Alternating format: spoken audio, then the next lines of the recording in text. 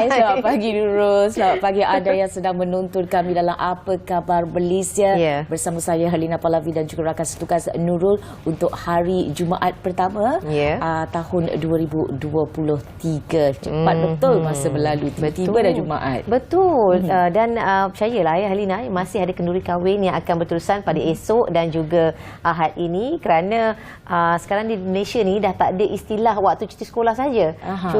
Kenduri perkahwinan sentiasa ada, dan inilah manfaatkanlah dengan mengamalkan pemakanan yang sihat. Lepas makan lauk pauk kenduri tu, jangan lupa rajin-rajinkan diri, berjalan kaki, bakar kalori, exercise. Bukan apa, kesihatan itu adalah satu aset yang paling penting sekali untuk kita jaga. Okey, dan seperti biasa Lina, hari ini kita nak kongsikan mengenai pelbagai info berita, dan antaranya saya nak kongsikan pada hari ini adalah mengenai lorong motosikal Kesas arah KL akan ditutup pada Sabtu dan Ahad ini, di mana ianya bagi tujuan kerja-kerja penambahbaikan. Jabatan Perhubungan Awam Kesas sendirian Berhad dalam kenyataannya hari ini berkata penutupan itu bagi pelaksanaan kerja-kerja membaik pulih permukaan jalan untuk meningkatkan keselamatan dan juga keselesaan pengguna motosikal di lebuh raya itu. Antara yang terlibat adalah lorong dari kilometer 44.50 hingga kilometer 45 di persimpangan bertingkat Kinrara ditutup pada Sabtu ini, manakala kilometer 24.30 hingga 24.90 di persimpangan bertingkat Kebun ditutup pada Ahad. Dan bagi pengguna Kesas juga turut dinasihatkan supaya anda berhati-hati dan terus patuhi papan tanda yang disediakan di kawasan berkenaan, dan sekiranya anda mempunyai sebarang pertanyaan mengenai penutupan jalan ini, boleh menghubungi di talian 0356337188 ataupun layari di laman web www.kesas.com.my. Dan ini pula cerita tentang rumah terbakar di Taman Gembira Johor Bahru yang melibatkan seorang nenek dan juga cucunya. Nenek yang berusia 70 tahun dan cucunya itu yang berusia 10 tahun. Melecur tahap 1 pada kejadian yang berlaku di rumah mereka, dan mereka pada ketika ini telah dihantar ke Hospital Sultan Ismail untuk sebarang rawatan dan selanjutnya. Dan daripada kesan kebakaran itu juga, seorang wanita juga 30 tahun mengalami cedera di muka akibat terkena serpihan kaca dari cermin tingkap. Dan dalam kejadian ini, seramai 19 anggota daripada Balai Bomba dan Penyelamat Larkin serta Terbrau dibantu dengan sebuah jentera serta unit bantuan perkhidmatan kecemasan EMRS dikejarkan ke tempat kejadian. Dan kebakaran yang melibatkan rumah ini adalah jenis rumah kekal ini adalah jenis adalah sebanyak 60%, dan semua mangsa telah pun dibawa ke hospital, dan punca kebakaran dan anggaran kerugian masih lagi dalam siasatan. Dan ini saya kira adalah berita kebakaran rumah terbakar yang mungkin kedua yang kita dengar untuk minggu ini, dan diharapkan kita semua berhati-hati, pastikan keadaan rumah itu dalam keadaan selamat. Kadang-kadang kita memang terlupa nak tutup gas lah, apalah, kadang-kadang ada juga litar pintas, so pastikan kita lakukan penyelenggaraan sentiasa supaya memastikan rumah kita sentiasa berada dalam keadaan yang selamat. Baik, apa lagi yang kita nak kongsikan Nurul? Okey, dan saya nak apa yang Halina kata itu sangat tepat sekali Halina. Kita sentiasa perlu berhati-hati, tak kira di mana juga kita berada. Dan ini pula adalah satu lagi perkongsian berita di mana garis panduan perlu untuk tentukan kuasa agensi persekutuan dan negeri, di mana Jabatan Kerja Raya Sabah dan Sarawak bagi memperincikan agihan bidang kuasa membabitkan ketiga-tiga pihak. Dan saya kongsikan di sini ianya susulan pengumuman Perdana Menteri Datuk Seri Anwar Ibrahim pada semalam yang mengiktiraf JKR Sarawak dan Sabah sebagai jabatan teknik kerajaan, dan diberikan kuasa melaksanakan tadbir urus secara sendiri bagi projek pembangunan persekutuan pada kadar sehingga RM50 juta. Dan menurut Menteri Kerja Raya, ya, berikutan garis panduan ini perlu diwujudkan bagi menentukan agihan peranan dan tanggungjawab pihak yang terbabit dalam pelaksanaan projek di Sabah dan Sarawak. Dan dalam pada itu kita nak kongsikan juga mengenai projek Lebuh Raya Pen Borneo yang sedang berlangsung ketika ini. Ketika ini berada dalam fasa satu projek itu mencapai kemajuan fizikal 90% di Sarawak dan 73% di Sabah. Dan katanya juga, ya, fasa Lebuh Raya Pen Borneo di Sabah dijangka siap sepenuhnya menjelang akhir tahun 2025, manakala bagi di Sarawak pula bagi fasa satunya dijangka siap akhir tahun ini, kecuali bagi pakej 11 yang dijangka siap tahun depan berikutan terdapat perubahan skop projek. Itu antara berita yang dapat kita kongsikan juga, Helena, ya, untuk hari ini. Dan seperti biasa kita nak tinjau ramalan cuaca untuk hari ini dan seterusnya bersama dengan rakan setugas di Bilik Berita. Silakan.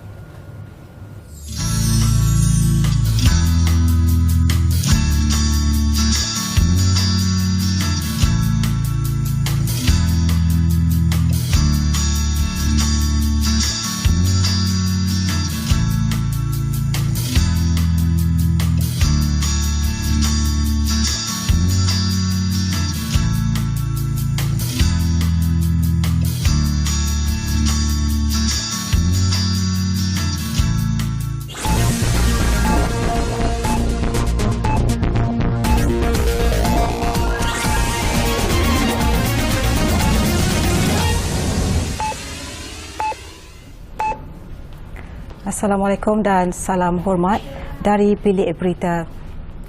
Pukul, bunuh, sumbat ke dalam guni dan buang ke dalam semak. Itu tindakan kejam yang didakwa dilakukan seorang lelaki terhadap anak perempuan teman wanitanya yang berusia 6 tahun. Mayat mangsa yang juga OKU itu ditemukan di dalam guni di Kampung Kranji di Bau, Sarawak. Ia susulan penahanan suspek yang kemudian memandu polis ke lokasi mangsa dibuang. Menurut Ketua Polis Daerah Bau, DSP Poji Naon, suspek ditahan di sebuah premis menjual kereta di Jalan Laksmana Cheng Ho, Kuching bagi membantu siasatan kehilangan mangsa.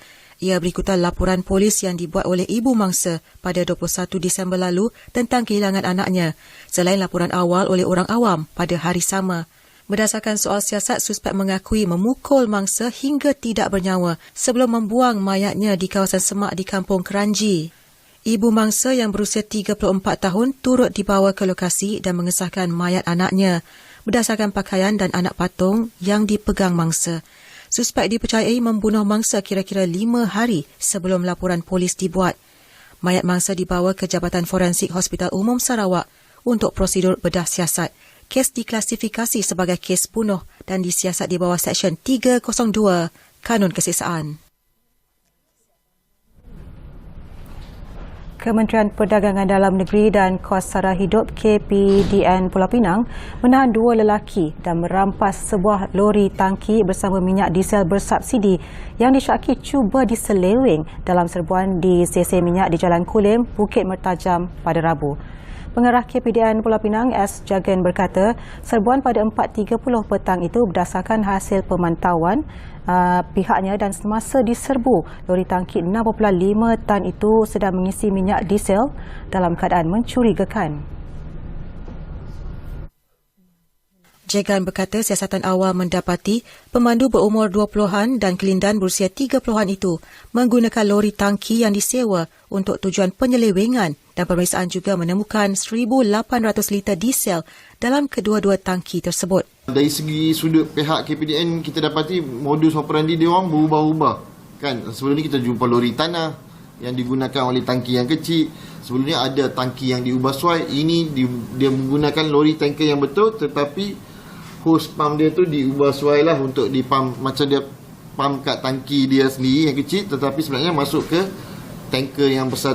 Beliau berkata siasatan mendapati 2 lelaki itu bekerja dengan sindiket penyelewengan diesel bersubsidi dengan mereka memperoleh upah RM200 hingga RM300 setiap hari bergantung kepada jumlah bahan api tersebut yang berjaya dibeli mereka.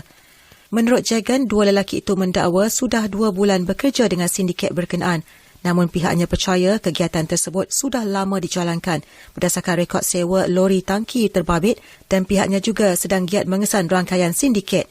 Dua lelaki itu semasa ditahan dipercayai mahu ke beberapa lagi stesen minyak untuk membeli diesel kerana terdapat wang tunai RM7,000 bersama mereka.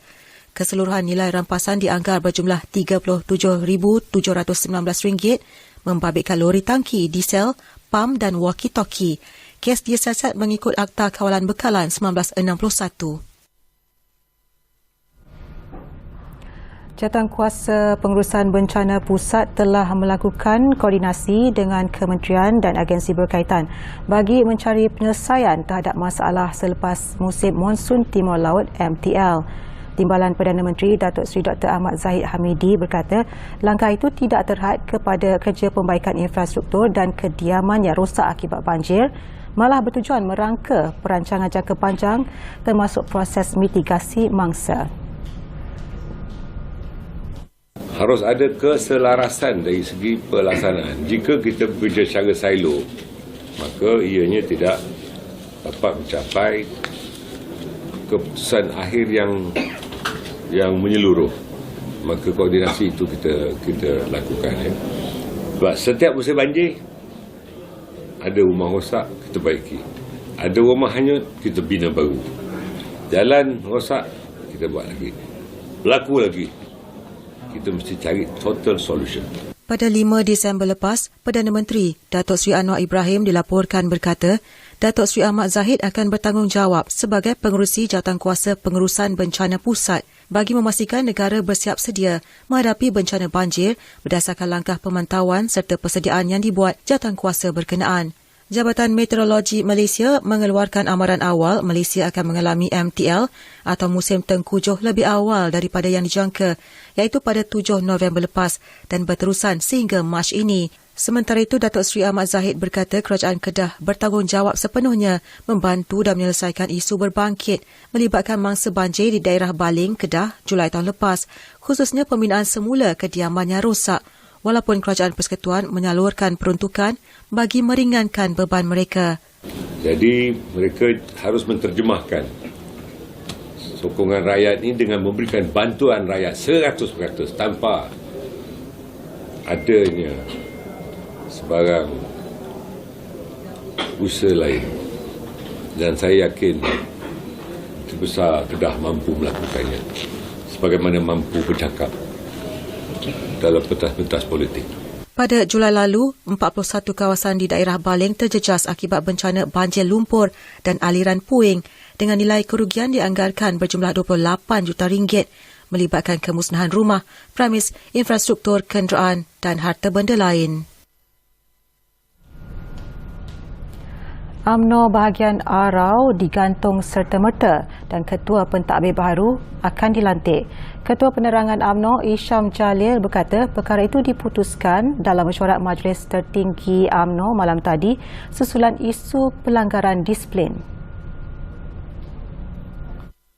Mesyuarat MKT UMNO turut memutuskan rayuan Datuk Seri Tajuddin Abdul Rahman mengenai penggantungan keahliannya ditolak dan berkuat kuasa bermula Khamis.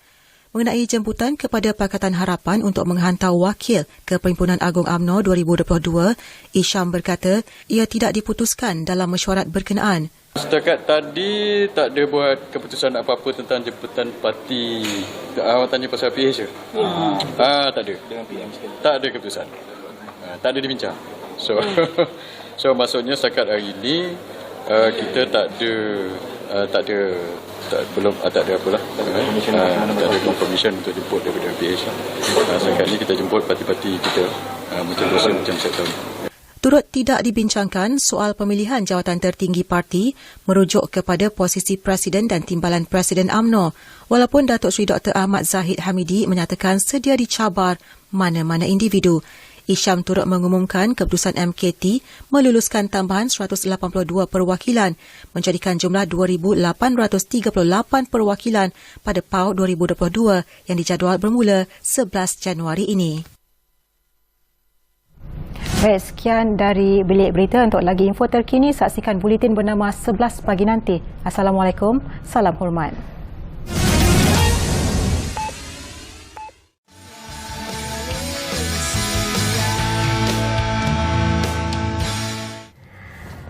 Hai, bertemu kembali dalam Apa Khabar Malaysia. Helina, saya kan dulu masa zaman kecil-kecil dulu pernah lah bersekolah di kawasan pedalaman, di Kampar, yang rata-rata kawan-kawan saya pun ada terdiri daripada orang asli. Kalau dulu orang asli ni, saya nak cerita sikit lah karakternya, agak pemalu, gemar dalam kelompok mereka sahaja dan mengamalkan gaya hidup yang primitif. Tetapi sekarang ni nampak dah lain, berbeza sangat. Sangat berbeza. Ada yang berjaya hingga belajar ke luar negara, ada yang telah berjaya daripada segi perniagaan dan sebagainya. Dan rata-rata anak-anak muda orang asli sekarang saya suka tengok kalau buat live kat TikTok. Kehidupan diorang sangat unik yang sampai kita macam wow, bestnya. Sangat berani dan daya kekuatan mereka tu saya kadang-kadang heran. Apa yang diorang makan sampai kekuatan yang ada pada mereka tu luar biasa. Di luar. Betul. Mungkin alam sekitar yang lebih tak tercemar, itu adalah faktor. Makanan organik. Kan? Okay. Dan untuk membincangkan tentang orang asli ini, hari ini kita akan menceritakan tentang bagaimana kita nak mengangkasa pendidikan anak muda orang asli. Untuk itu kita bersama dengan tetamu kita, Cik Rosmawati, anak perempuan Zulkifli, seorang mahasiswa anak orang asli daripada Politeknik Muazzam Shah yang sudi bersama dengan kami hari ini. Terima kasih. Jauh perjalanan daripada Pahang ke Kuala Lumpur bersama-sama dengan rakan dan sebagainya. Baik, Rosma, kita nak tanya juga, walaupun kita lihat ramai anak orang asli yang berjaya menempatkan diri mereka di IPT, Institut Pendidikan Tinggi dan sebagainya, dan namun kita ada lihat juga ada banyak lagi kelompongan yang boleh kita perbaiki dan sebagainya. Dan sebagai seorang mahasiswa anak orang asli juga, apakah ruang-ruang yang ada yang mungkin boleh kita sama-sama sebagai sebuah negara untuk mengisi kelompongan ini? Okey.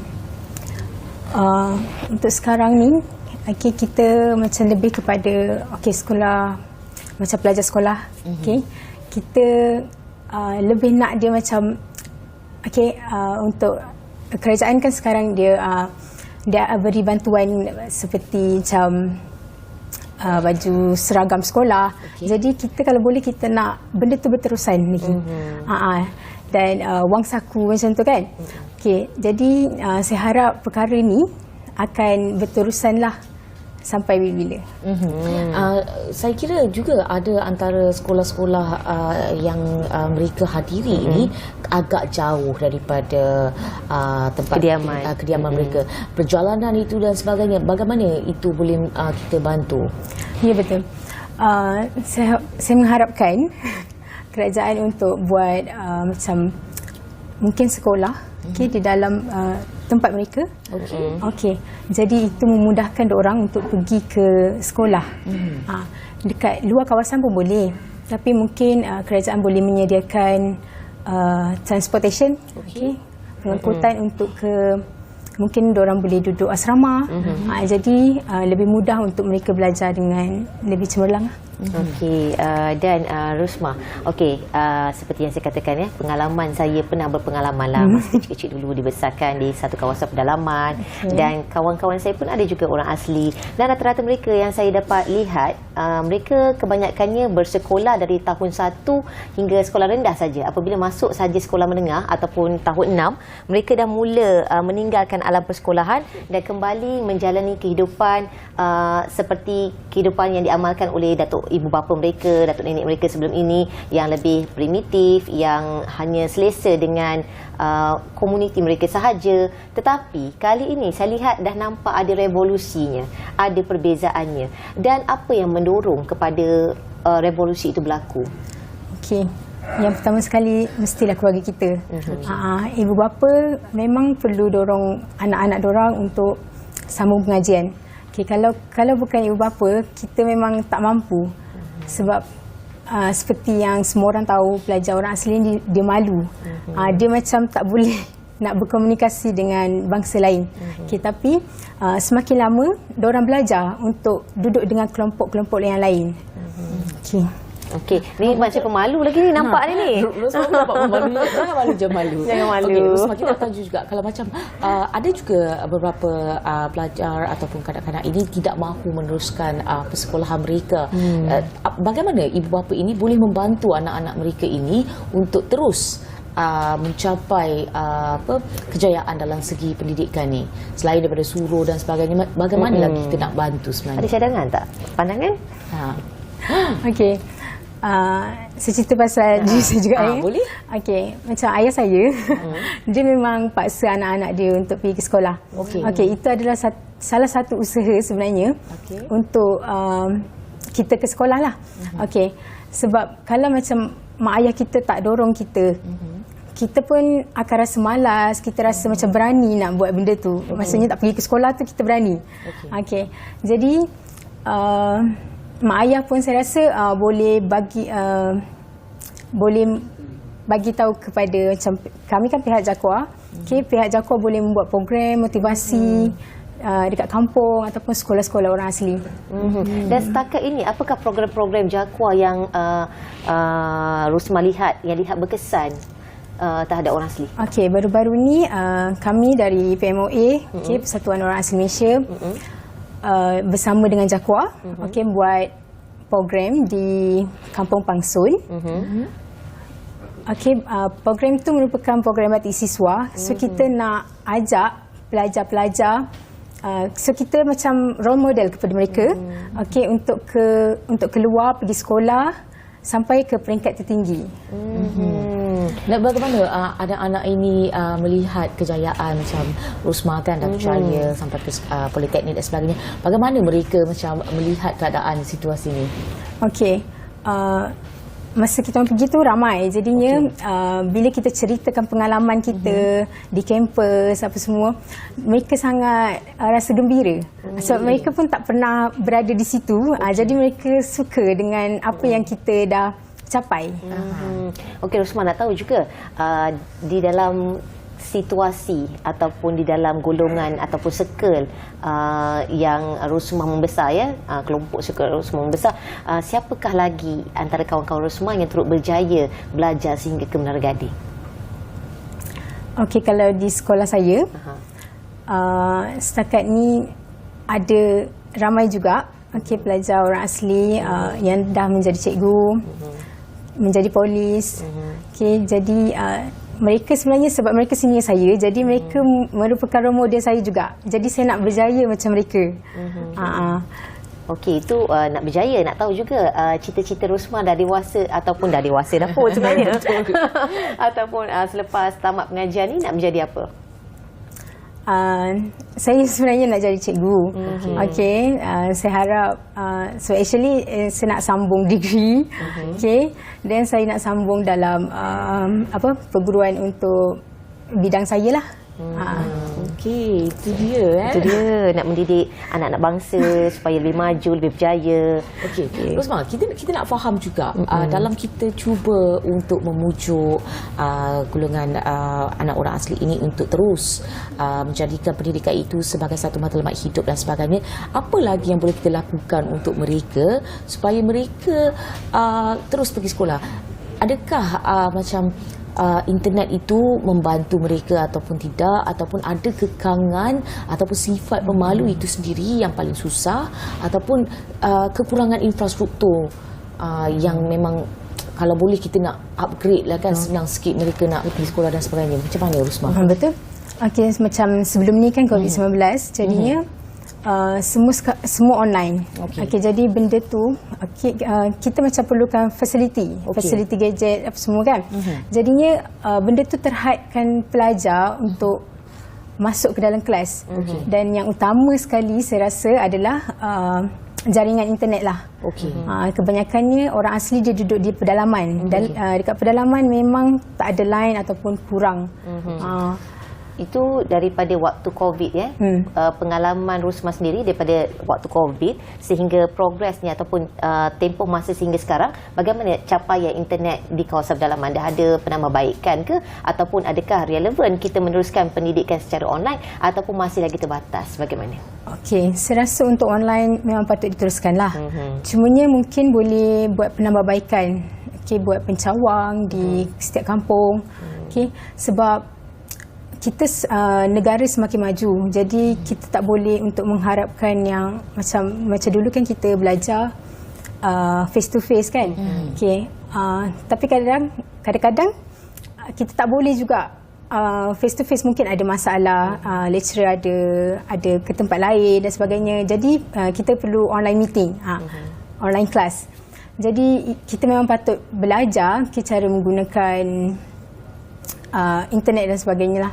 So internet memang penting sekarang. Okey, Rusma, kalau kita bercakap tentang bantuan kerajaan ataupun badan-badan NGO yang telah diberikan untuk membantu mengangkasakan pendidikan anak orang asli ni, bagaimana? Adakah macam contoh kita bagi peranti siswa, adakah anak-anak orang asli ini kalau macam di Pansun ke ataupun di kawasan Rusma sendiri tu, adakah mereka terima dan sejauh mana penggunaan gadget itu berkesan dalam membantu pendidikan mereka? Okey. Macam peranti, kalau kerajaan beri peranti, bantuan kepada pelajar, saya rasa pelajar akan gunakan gadget itu sebaik yang mungkin lah. Sebabnya kita nak guna untuk belajar. Okey. Jadi benda tu sangat penting untuk diorang punya progres pembelajaran lah. Dan daripada segi penerimaan, adakah mereka juga turut terima daripada pengalaman Rusma sendiri? Adakah yang ada komplain susah nak dapat peranti ke, tak dapat lagi ke, apa ke, macam mana? Perkara tu biasa. Tapi kebanyakannya semua orang bersyukurlah dapat peranti siswa yang diberi. Okey. Dan kita pun terima wang saku, jadi benda tu memudahkan pelajar. Nampak sekali ya usaha kerajaan begitu berterusan ataupun begitu bersemangat sekali untuk membantu anak-anak orang asli ni keluar daripada kepompong mereka sebelum ni. Dan Rusma antara figura yang boleh diletakkan sebagai contoh ataupun ikon kepada anak-anak di orang asli sendiri kan. Dan bagaimana sebenarnya nak memupuk semangat untuk mereka keluar daripada zon selesa mereka sebelum ini? Okey, bagi saya macam kita PMOA memang akan selalu keluar untuk beri motivasi kepada anak-anak, sebab kadang-kadang diorang bila macam tak ada role model ataupun tak ada sesiapa untuk dijadikan contoh, mereka akan tetap di situ. Mereka tak nak bergerak lah. Jadi bila mereka ada penyemangat, itu menyebabkan mereka akan naik lebih lagi. Sebab ni kita perlu banyak lagi buat program motivasi, tunjukkan ikon dan sebagainya. Wow. Betul. Saya rasa macam satu-satu usaha yang bagus sebenarnya, dan tahniah kita ucapkan kepada Rusma, merupakan Ahli Biro Pendidikan dan Perhubungan Luar Persatuan Mahasiswa Orang Asli Malaysia. Dan nampaknya kita nak mengucapkan ribuan terima kasih kepada Rusma kerana sudi meluangkan masa untuk bersama kami dalam Perkhabar Malaysia. Nampaknya walaupun singkat masa itu, tapi pengisiannya cukup padat. Dia membuka persepsi kita kepada kehidupan orang asli sebelum ini. Dan sebelum kita nak berhenti rehat seketika, mungkin kita boleh bersama dengan koresponden yang akan menyingkap mengenai jenayah komersial di Pahang pada 2022. Kita saksikan. Jom.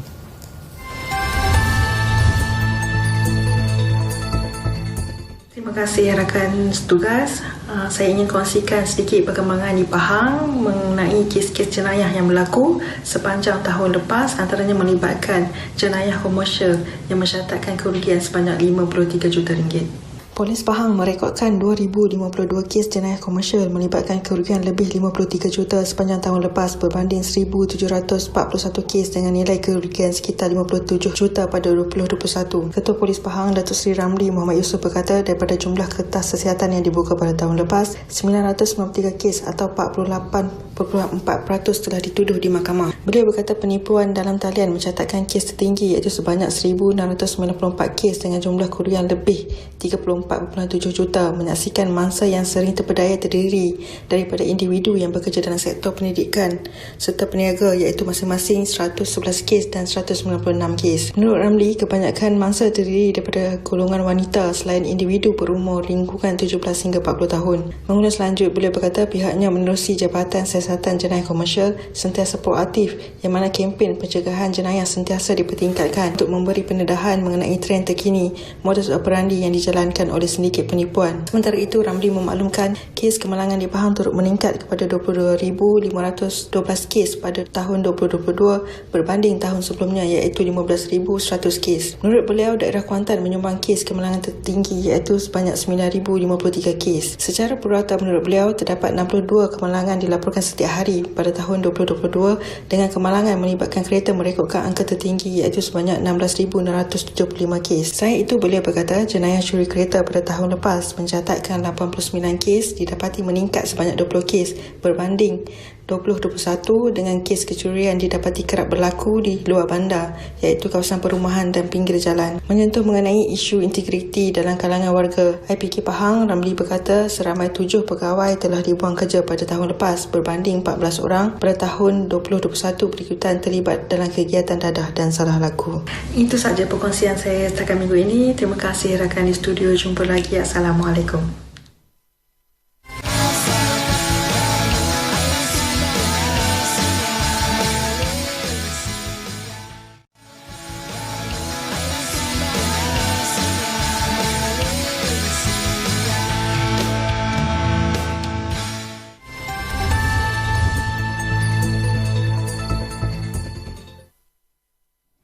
Fenomena air pasang besar yang berlaku di Sandakan pada bulan lepas merupakan yang terburuk berlaku di daerah ini berbanding yang lazim berlaku setiap penghujung tahun sebelum ini. Sebanyak 114 keluarga melibatkan 655 orang kehilangan tempat tinggal apabila rumah mereka yang dibina atas air berjumlah 110 buah kesemuanya di Kampung Forest roboh akibat fenomena itu yang berlaku selama 3 malam berturut-turut mulai 24 Disember. Mereka dipindahkan ke Sekolah Kebangsaan Sungai Anip II dijadikan pusat pemindahan sementara selama seminggu sebelum dipindahkan ke pusat transit. Menurut Menteri di Jabatan Perdana Menteri Datuk Armizan Muhammad Ali, berbeza dengan mangsa yang dipindahkan akibat banjir, mangsa melibatkan penduduk Kampung Forest itu tidak lagi mempunyai rumah untuk kembali apabila keadaan cuaca pulih. Pegawai Angkatan Pertahanan Awam Malaysia APM Sandakan, Kapten Abdullah Sabarudin yang mengendalikan Sekretariat Jawatan Kuasa Pengurusan Bencana Daerah Sandakan, berkata jawatan kuasa itu telah memutuskan mangsa ditempatkan di 2 lokasi transit sehingga akhir bulan ini bagi membolehkan mereka mencari tempat tinggal lain. Katanya 67 keluarga warga negara dipindahkan ke program perumahan rakyat PPR Batu Putih, manakala selebihnya iaitu mangsa bukan warga negara dipindahkan ke Dewan PPR Taman Harmoni.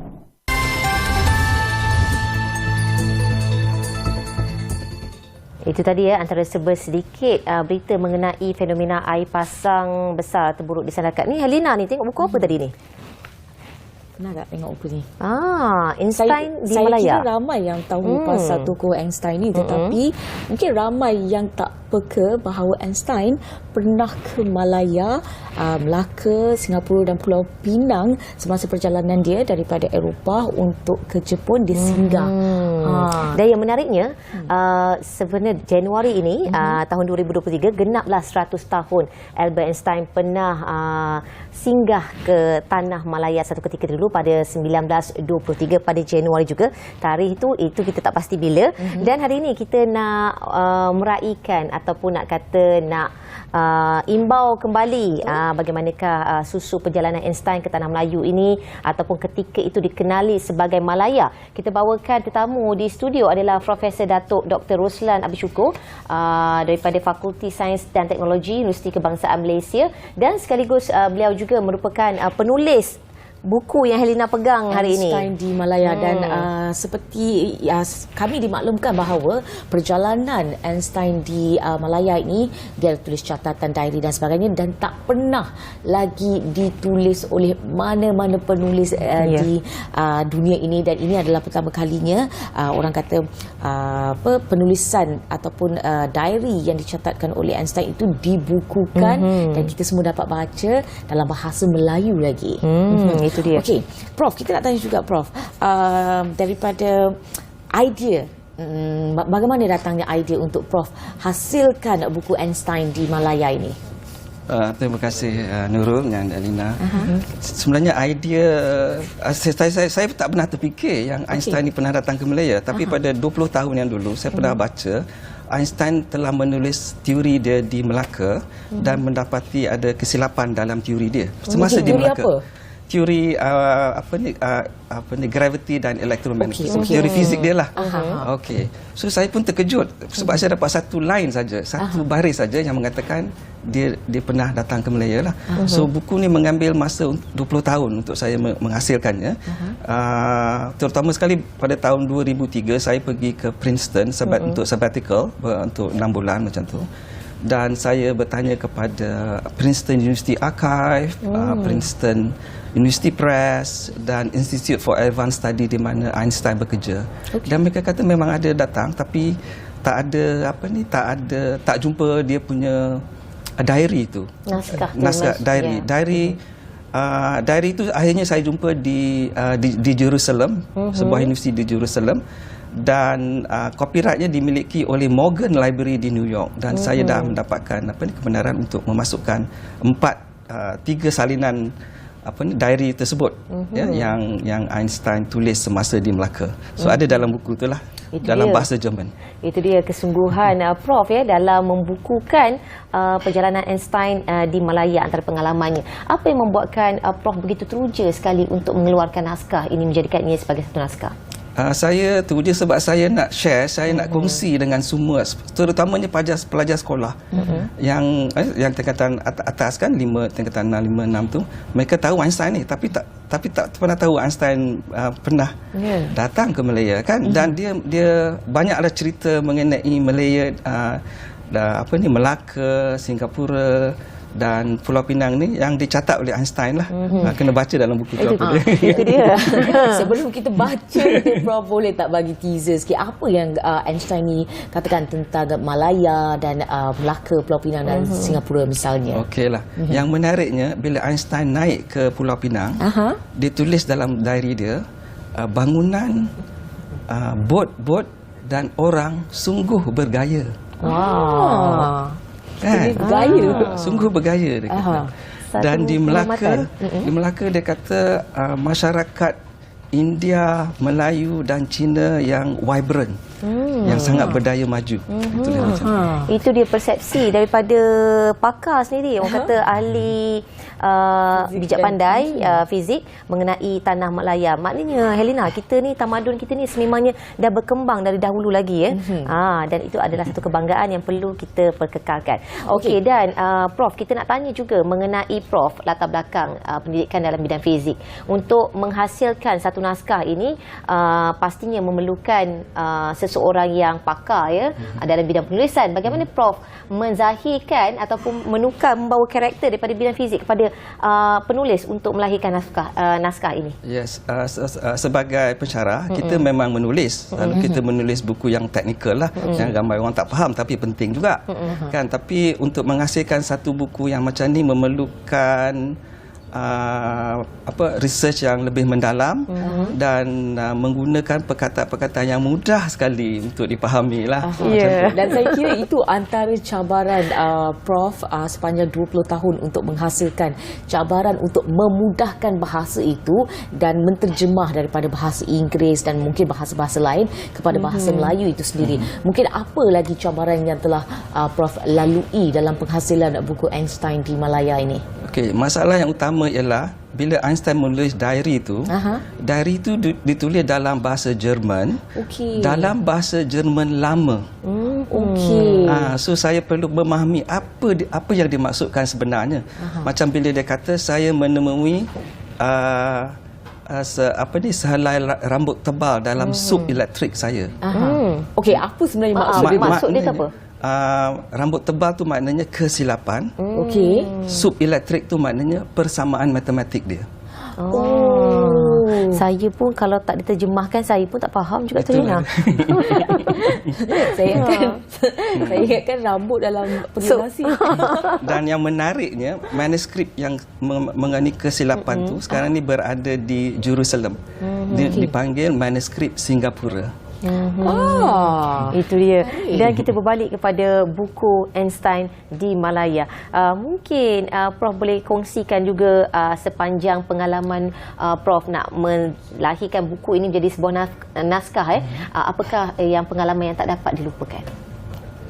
Pengalaman yang tak dapat dilupakan ialah bila tengok Einstein tu menulis sendiri Malacca, Penang dan Melayu di dalam diary dia tu. Mungkin apa perasaan Prof ketika itu? Rasa bangga ke, teruja ke? Kita boleh perasaannya saya nak share dengan semua rakyat Malaysia. Satu dunia kalau boleh, Prof. Ya. Dan Prof, saya kira tidak mudah untuk membuat research, menulis, mencari bahan dan sebagainya. Lagi-lagi ketika Prof melakukan sabbatical. So apa antara cabaran dan macam mana Prof bahagikan masa itu sebenarnya? Sebenarnya bila kita berminat dalam satu benda, dia tak jadi cabaran dah. Dia menjadi keseronokan. Dan so kita kerja siang dan malam dan memikirkannya dan kita rasa seronok. Dan motivasi Prof pada ketika itu apa? Yalah macam sebab saya memang mengajar teori Einstein dah lama kan. So bila tahu Einstein tu datang ke Malaya, itulah motivasi dia untuk memberitahu seramai mungkin lah pelajar saya dan budak anak di sekolah dan sebagainya lah macam tu. Itu dia, Einstein dulu dikenali sebagai pakar fizik kan. Akhirnya dalam buku ni kita dapat saksikan sisi yang berbeza Einstein di dalam buku ini, dan pastikan anda memilikinya, dan kita akan berhenti rehat seketika dan kita akan kembali selepas ini dengan kupasan yang pastinya lebih menarik lagi. Jangan ke mana-mana.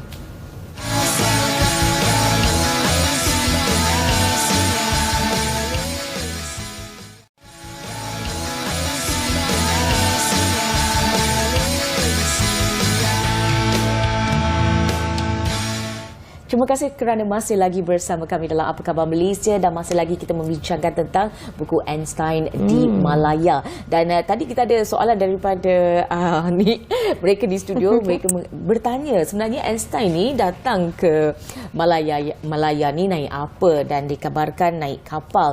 Dan mungkin Prof nak kongsikan juga tentang berita kapal yang dinaiki oleh Einstein ini. Einstein datang ke Malaya ni dalam perjalanan ke Jepun dan menaiki kapal Kitanomaru dan Harunamaru. Dan saya telah menghubungi Maritime Museum di Tokyo dan mereka telah memberikan satu gambar Einstein semasa di atas kapal tersebut lah. Macam tu. Kalau nak tengok gambar tu, pastikan anda kena ada buku ini, beli dan baca. Kerana gambar tu ada dalam buku ni kan Prof? Itu dia lah, kita saksikan inilah gambar yang di atas kapal menuju ke Malaysia, tanah Malaya ketika itu. Nama Malaysia belum wujud lagi. Dan isteri Einstein saya kira Elsa. Baik Prof, kita nak tanya juga berapa lama Einstein berada di Malaya dalam tempoh pengalaman Einstein itu sendiri? Einstein berada dua kali. Pertama kali pada bulan November 1922 di Singapura. Di sana dia lebih kurang 4 atau 5 hari, dan masa balik pun macam tu jugalah. So total dia lebih kurang 2 minggu di Malaya lah. Macam tu. Baik, Prof, kita nak tanya juga dalam penulisan buku ni, Prof ada menyatakan bahawa Prof pernah terserempak dengan John Nash, iaitu seorang penerima hadiah Nobel dalam bidang keuangan dan ekonomi juga. Kongsikan pengalaman Prof berjumpa dengan pemenang Nobel ni. John Nash ni pemenang hadiah Nobel dalam sains ekonomi 94, dan dia seorang ahli matematik, dan selalunya bangunan fizik dan bangunan matematik ni bersebelahan, dan kami saling berjumpa lah selalunya. Mungkin ramai yang tahu bahawa John Nash ni kisah hidupnya telah dijadikan movie A Beautiful Mind, yang memenangi banyak hadiah So sesiapa yang berminat dengan cerita John Nash boleh tengok A Beautiful Mind. Itu dia, itu mengenai John Nash. Dan Prof, kita nak kongsikan jugalah lagi pengalaman Albert Einstein, perjalanannya menuju ke tanah Malaya ini, ataupun sepanjang perjalanannya ke Jepun dan ke tanah Malaya ini, ada tak munculnya idea ataupun teori yang dilahirkan oleh Einstein sepanjang perjalanan tersebut? Okey, memang sepanjang perjalanan tersebut dia memang menulis teori dia, dan semasa balik dari Jepun sampai di Singapura, dia merasakan dia tidak dapat teori itu, teori menggabungkan graviti dengan elektromagnetisme. Dan telah menulis kepada kawan-kawan dia, Niels Bohr dan Planck, ini orang-orang besar dalam fizik kuantum ya. Dan dia kata dia dah jumpa teori itu. Tapi sampai di Melaka dia jumpa yang mistik, yang kesilapan dalam teori itu. So selepas bermula dari Melaka, lepas tu dia cuba memperbaiki dan menghasilkan sebuah kertas kerja yang bertajuk teori medan. Dan adakah ianya berhasil teori tersebut? Teorinya separah berhasil lah, sebab memang susah untuk gabungkan. Teori itu memang satu yang amat sukar lah. Okey, Prof, saya juga tertanya-tanya apa sebenarnya tujuan Einstein ni daripada Jerman pergi ke Jepun, kemudian macam mana sebenarnya dia boleh singgah dekat Malaya itu? Kita belum dekat situ kan. Okay. Macam mana, Prof? So sebenarnya Einstein ni dijemput oleh pakar di Jepun untuk berada di sana lah. Okey, dan untuk memberikan syarahan kepada universiti-universiti dan pelajar-pelajar di sana. So semuanya diatur oleh pihak Jepun. Dalam mengikuti pelayaran tu, dia akan singgah di tempat-tempat yang tertentu lah. So termasuk di Melaka dan Pulau Pinang lah. So kalau kita tengok macam laluan laut tu macam lalu ke Selat Melaka kan, tapi saya tak lalu, tapi macam dia lalu, ya. Kerana laluan Selat Melaka itu adalah merupakan laluan emas pada ketika zaman dahulu. Betul. Itu dia. Dan Prof, mungkin kita nak sentuh soalan yang berbeza sedikit lah. Ini mengenai pastinya seorang pemahaman dan pandangan Einstein yang juga merupakan seorang Yahudi. Bagaimana pandangan dia mengenai gerakan Zionis dan penubuhan negara Israel itu sendiri? Ada tak dituliskan? Ada dituliskan, dan banyak kali Einstein menulis kepada kepada surat khabar New York Times menentang penubuhan negara Israel dan tidak setuju dengan tindak tanduk Israel. Pernah ditawarkan Presiden Israel sebanyak 2 kali, dia pun tak mahu, dia tak bersetuju. Dia kata saya mahu orang-orang Yahudi berbaik-baik dengan orang Arab. Itu yang Einstein kata. Kita kena tengok apa yang ditulis, bukan apa orang komen mengenai tulisan itu. Okey. Prof, kita nak tahu juga buku ni saya kira lebih mudah kalau kita lakukan ataupun hasilkan dalam bahasa Inggeris kerana daripada sumber dan sebagainya. Namun kenapa Prof memilih untuk menulis dalam bahasa Melayu, dan mungkin lepas nak buat dalam bahasa lain? InsyaAllah. Sebab saya dapati tidak ada buku mengenai Einstein dalam bahasa Melayu. So saya nak memperkayakanlah khazanah ilmu dalam bahasa Melayu, terutama sejarah yang baru kita temui ini. Dan insya-Allah kita akan terjemahkan kepada bahasa-bahasa lain, insya-Allah, buku ni. Dan buku ni boleh didapati di semasa pesta buku dan kopi di Kolej Ibu Zain minggu depan, 12 hingga 15. Itu adalah kali pertama penyertaan Prof membawa naskah Einstein di Malaya. Ya, pertama kali ke pesta buku ni. Selamat maju jaya diucapkan. Dan kita tahu juga Prof, harga buku ni berapa? Adakah special price untuk mereka yang hadir ke pesta buku minggu depan? Saya pasti penerbit UKM akan memberikan hadiah special kepada pembeli pada minggu depan. Setakat ni harga buku ni berapa, Prof?